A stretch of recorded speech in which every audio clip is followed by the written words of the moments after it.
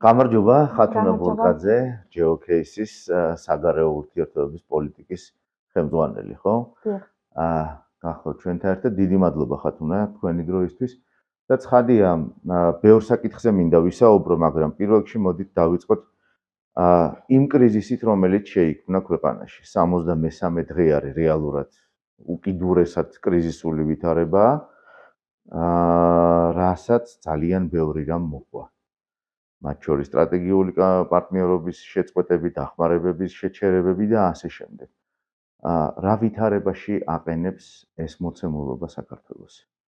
მოგესალმებით, მივესალმებით ჩვენს მაყურებელს და მინდა მადლობა გადაგიხადოთ მოწვევისთვის. სამწუხაროდ დღეს ჩვენ ცხოვრობთ კონსტიტუციური კრიზისის პირობებში. რატომ კონსტიტუციური კრიზისის? რადგან გასული წლის ნოემბერში მიღებული იქნა გადაწყვეტილება ევროკავშირში ინტეგრაციის პროცესის შეჩერების თაობაზე, რომელიც თავისი არსით არის ანტიკონსტიტუციური, რადგან ის ეწინააღმდეგება საქართველოს კონსტიტუციის 78 მუხლს, რომელიც ყველა კონსტიტუციური ორგანოსგან მოითხოვს, ხას უსვამ, მოითხოვს მიღებულ იქნას ისეთი ტიპის გადაწყვეტილებები, განხორციელდეს ისეთი ტიპის ზომები, რომლებიც უზრუნველყოფენ საქართველოს ევროპულ და ევროატლანტიკურ სტრუქტურებში ინტეგრაციას. თუმცა ჩვენ საპირისპირო მივიღეთ ევროკავშირში ინტეგრაციის პროცესის შეჩერდა მაშინ, როდესაც გაფართოების პროცესი წარმოადგენს ევროკავშირის პრიორიტეტულ მიმართულებას, რაც ნიშნავს იმას, რომ ჩვენ კარგავთ იმ გეოპოლიტიკურ შესაძლებლობას, რომლისთვისაც ვიბრძოდით და ვიბრძვით დღემდე.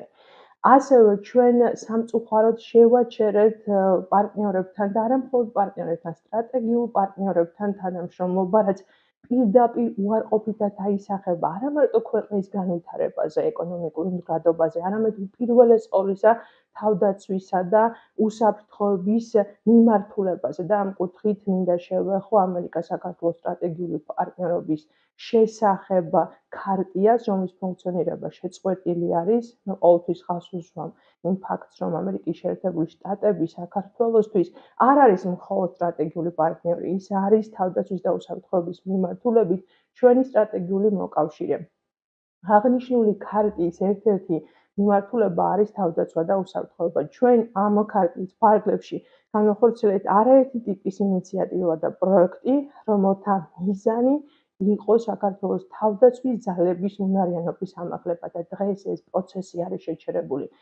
მაშინ, როდესაც გეოპოლიტიკური თვალსაზრისით ქვეყანა არაერთი გამოწვევის წინაშეა და ეს მოითხოვს ჩვენგან პროაქტიულ როგორც უსაფრთხოების პოლიტიკას, ანუ პროაქტიულად უსაფრთხოების პოლიტიკის განხორციელებას, ასევე ეს მოითხოვს პროაქტიულად საგარეო პოლიტიკური აქტივობების განხორციელებას იმისათვის, რომ ჩვენი ქვეყანა იყოს დაცული. გარდა ამისა, ეს ქმნის პრობლემებს ეკონომიკური თვალსაზრისით, იმიტომ რომ ჩვენ წლები ვაღრმავებდით თანამშრომლობას დასავლურ ინსტიტუტებთან და ვცდილობდით დასავლური ინვესტიციების მოზიდვას. ქვეყანას მიეცა შესაძლებლობა გამხდარიყო ევროკავშირის წევრობის კანდიდატის სტატუსის მქონე სახელმწიფო. ეს არ ნიშნავს მხოლოდ პოლიტიკურ სტატუსს, ეს ასევე სახელმწიფოს აძლევს შესაძლებლობას მიზიდოს დასავლური ტიპის ინვესტიციები და ანტიკონსტიტუციური არასტრატეგიული გადაწყვეტილებებით დღეს დასავლური ინვესტიციების მოზიდვა არის პრაქტიკულად შეუძლებელი, რაც სამწუხაროდ შექმნის არაერთ ეკონომიკურ პრობლემას მომავალში. გარდა ამისა, ჩვენ გვაქვს სოციალური თვალსაზრისით გამოწვევები, იმიტომ რომ ჩვენ პოლარიზაციის ისეთ მასშტაბს მივაღწიეთ, რომ დღეს ყოფს ის თემა, რაც უნდა გვაერთიანებდეს, რაც ჩვენი სახელმწიფოებრიობისთვის, მისი განვითარებისთვის, მისი უსაფრთხოებისთვის არის სასიცოცხლოდ მნიშვნელოვანი. და ასევე ცხადია უნდა გამოვყოს საგარეო პოლიტიკური კონტექსტი. წლების განმავლობაში ჩვენი დიპლომატები, საჯარო მოხელეები ცდილობდნენ თავიანთი წვლილი შეეტანათ იმ ორმხრივი თუ მრავალმხრივი ფორმატების განვითარებაში, რაც უზრუნველყოფდა საერთაშორისო არენაზე ჩვენი ეროვნული ინტერესების დაცვას. დღეს სამწუხაროდ ამ მექანიზმებს ვუქმნით გამოწვევებს და ცხადია შეჯამების სახით უნდა ითქვას, რომ ეს კრიზისი მოიცავს საფრთხეებს გამოწვევს არა მხოლოდ თავდაცვის და უსაფრთხოების ნაწილში, არამედ ეკონომიკური მდგრადობის, სოციალური თვალსაზრისით და ბუნებრივია საერთაშორისო დონეზე ქმნის არაერთ გამოწვევას. კეთილი ხათუნა, დიდი მადლობა ამ დახასიათებისთვის. პრაქტიკულად ლიმბოში ვართ, ან რაღაცა турბულენტობაში მოხვედრილი და ეს ვითარება აისახება თითოეულ მოქალაქეზე, როგორც მის უსაფრთხოებაზე, ასევე პირდაპირ მის ჯიბეზე, ხო? ანუ თუ ინვესტიცია არ შემოვიდა ამ ადამიანის ჯიბეზე პირდაპირ კავშირში არის, პირდაპირ მოქმედებს, ის ხდება უფრო ღარიბი და უფრო დაუცველი, ვიდრე გამოსავალი რა არის?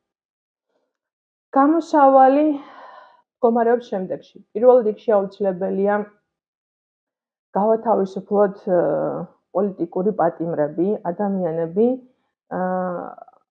რომლებიც, ასე ვთქვათ, ცდილობდნენ მშვიდობიანად ხაზს უსვამ, გამოეხატათ თავიანთი პროტესტი იმისთვის, რომ ქვეყანა ასევე ხაზს უსვამ მშვიდობიანად დაუბრუნდეს ევროკავშირში ინტეგრაციის პროცესს. ეს ამ ტიპის გადაწყვეტილებები ჩვენ მოგცემს შესაძლებლობას დავიწყოთ ინკლუზიური დიალოგი. ამ დიალოგში უნდა იყოს ჩართული სამოქალაქო საზოგადოების ყველა ის წარმომადგენელი, რომელიც გულანთებულად, მშვიდობიანად ცდილობს თავისი წვლილი შეიტანოს ქვეყნის უკეთესი ევროპული მომავლისათვის და ამ ინკლუზიური დიალოგის შედეგად, რომელშიც ჩართული იქნებიან როგორც სამოქალაქო საზოგადოების, მედიის, აკადემიური წრეების, ბიზნეს სექტორის წარმომადგენლები და ბუნებრივია პოლიტიკური პარტიები, უნდა შეიქმნას მყარი საფუძველი იმისთვის, რომ ხელახლა ჩატარდეს არჩევნები, რომელიც ქვეყანას მისცემს შესაძლებლობას დაუბრუნდეს იმ საგარეო პოლიტიკურ კურსს, რაც საქართველოს კონსტიტუციით არის გამტკიცებული. კიდევ ერთი კითხვა, აქამდე თუ ყოფილა პრაქტიკაში ასეთი რამ, როდესაც ქვეყანა გავიდა კონსტიტუციურ ჩარჩოდან, საკუთარი კონსტიტუციის უმთავრესი კანონის ერთ მუხლს გაემიჯნა როგორც მინიმუმ და რამდენად მოხდა მერე, მაგალითად, იგივე ევროკავშირთან ან ნატოსთან რაღაც იგივე პირობებით უკან დაბრუნება. ყოფილა ასეთი რამ ბოლო პერიოდში? თუ გახსენდება რამე, ან როგორ უნდა მოვიქცეთ, რომ მინიმუმ გადავდგათ ეს ნაბიჯები, ხო? რაც შეეხება ისევ გამოსავალს, ასეთი ტიპის გამოცდილება ჩვენ არ გვაქვს, როდესაც ქვეყანას ეძლევა შესაძლებლობა ევროკავშირს კიდევ უფრო მეტად დაუახლოვდეს და თავისი სტრატეგიული კონსტიტუციური არჩევანისკენ გადადგას მეტი ნაბიჯები და პირიქით ის უკან იხევს და აჩერებს ამ პროცესს. ასეთი გამოცდილება არ გვქონია საერთაშორისო თვალსაზრისით, რამდენადაც მე მაქვს ამასთან დაკავშირებით ინფორმაცია და ცხადია, ეს კიდევ ერთხელ მიანიშნებს იმაზე, რომ აუცილებელია კომპრომისი. აუცილებელია გადავხედოთ ამ გადაწყვეტილებებს და საკითხს შევხედოთ აბსოლუტურად განსხვავებულად იმისთვის, რომ ქვეყანას მიეცეს წინ წასვლის მეტი საშუალება. ერთსაც კითხავთ და ამითი დავასრულოთ. სლოვაკეთის და უნგრეთის ასე ვთქვათ, არა მაგალითები, მაგრამ რაღაცა შეგვიძლია რომ მოვიტანოთ ყოველ შემთხვევაში იმ დათქმით, რომ იმ განსხვავებით, რომ ეს ორივე ქვეყანა ნატოს წევრებიც არიან და ევროკავშირისაც. თუმცა კი ზუსტად იგივე ნარატივებით ხელმძღვანელობენ, რა ნარატივებიც გვესმის საქართველოში. აი აქ რა თანხმედრა ან რა სხვაობები არის, ან რანაირად შეიძლება რომ რაღაც მაგალითის სახით მოვიყვანოთ თუნდაც. რაც შეეხება სლოვაკეთს და უნგრეთს, ორივე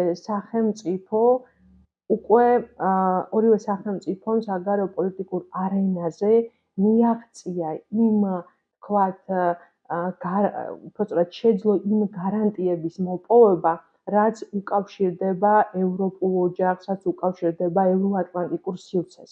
ჩვენ ჯერ ეს არ გვაქვს მიღწეული.